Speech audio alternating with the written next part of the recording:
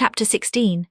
About 12 o'clock that night was born the Catherine you saw at Wuthering Heights, a puny 7 months child, and 2 hours after the mother died, having never recovered sufficient consciousness to miss Heathcliff or know Edgar.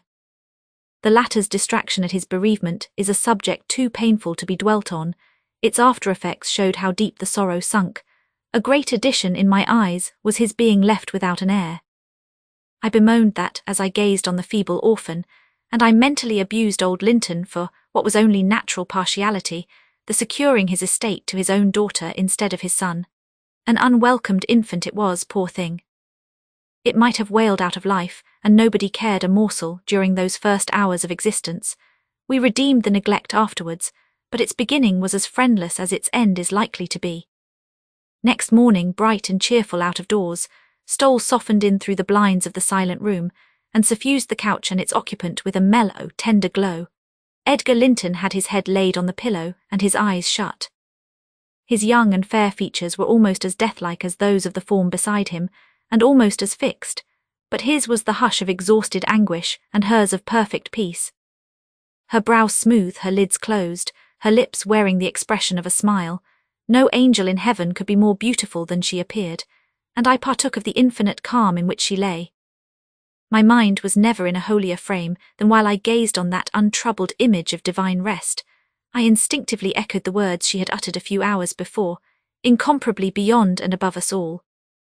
Whether still on earth or now in heaven, her spirit is at home with God. I don't know if it be a peculiarity in me, but I am seldom otherwise than happy while watching in the chamber of death, should no frenzied or despairing mourner share the duty with me.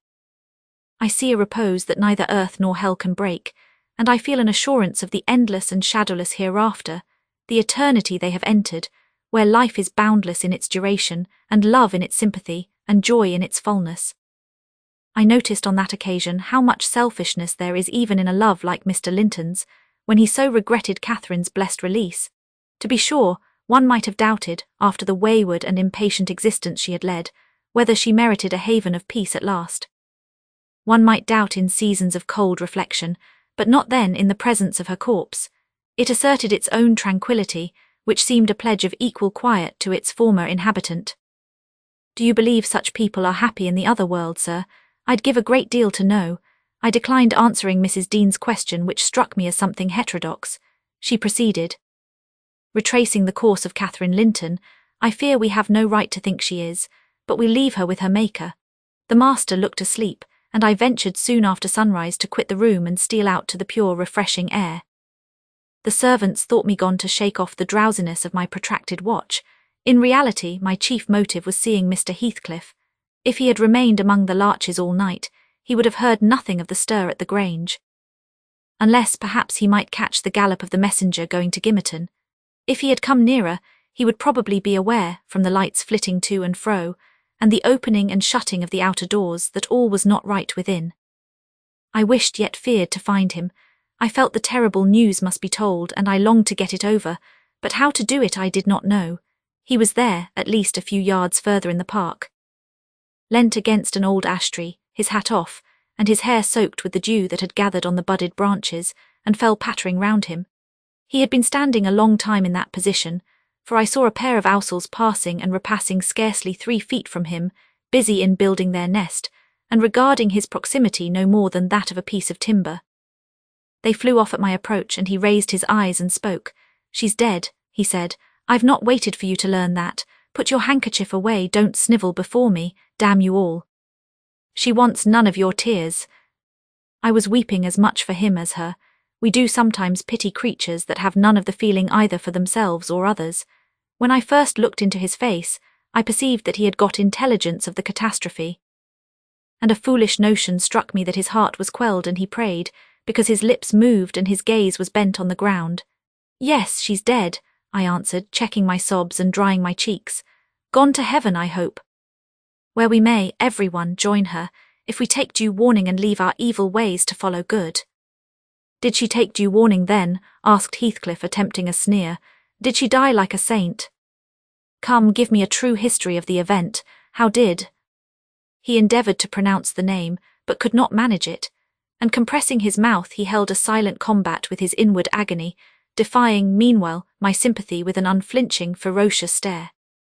"How did she die?" he resumed at last, fain, notwithstanding his hardihood, to have a support behind him, for after the struggle he trembled in spite of himself to his very finger-ends. "Poor wretch," I thought. "You have a heart and nerves the same as your brother men. Why should you be anxious to conceal them? Your pride cannot blind God. You tempt him to wring them till he forces a cry of humiliation." Quietly as a lamb, I answered aloud. She drew a sigh and stretched herself like a child reviving and sinking again to sleep, and 5 minutes after I felt one little pulse at her heart and nothing more. "And did she ever mention me?" he asked, hesitating, as if he dreaded the answer to his question would introduce details that he could not bear to hear. "Her senses never returned. She recognized nobody from the time you left her," I said. "She lies with a sweet smile on her face, and her latest ideas wandered back to pleasant early days. Her life closed in a gentle dream. May she wake as kindly in the other world. May she wake in torment," he cried with frightful vehemence, stamping his foot and groaning in a sudden paroxysm of ungovernable passion.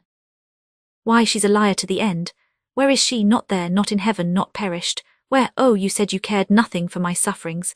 And I pray one prayer, I repeat it till my tongue stiffens. Catherine Earnshaw, may you not rest as long as I am living. You said I killed you. Haunt me then.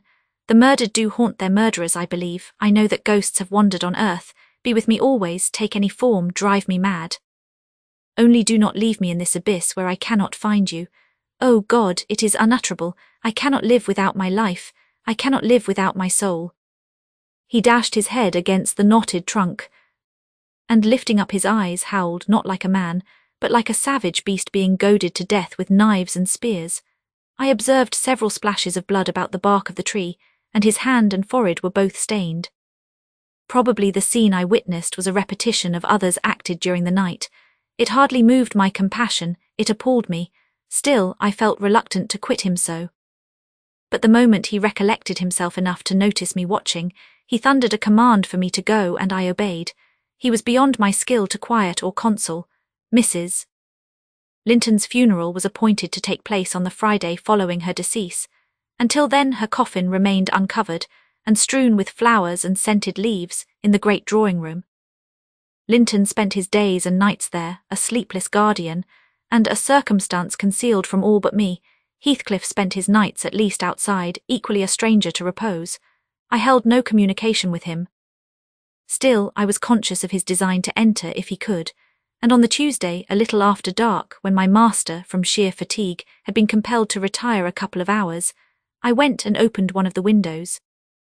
Moved by his perseverance to give him a chance of bestowing on the faded image of his idol one final adieu, he did not omit to avail himself of the opportunity, cautiously and briefly. Too cautiously to betray his presence by the slightest noise.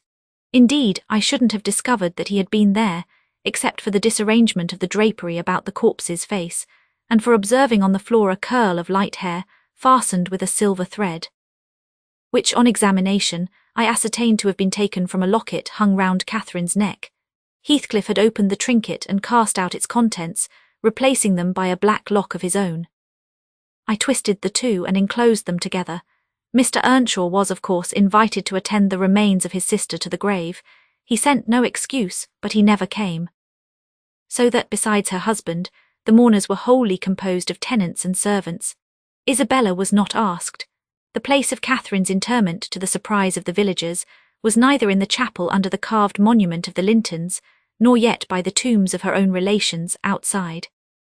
It was dug on a green slope in a corner of the kirkyard, where the wall is so low that heath and bilberry plants have climbed over it from the moor, and peat mould almost buries it.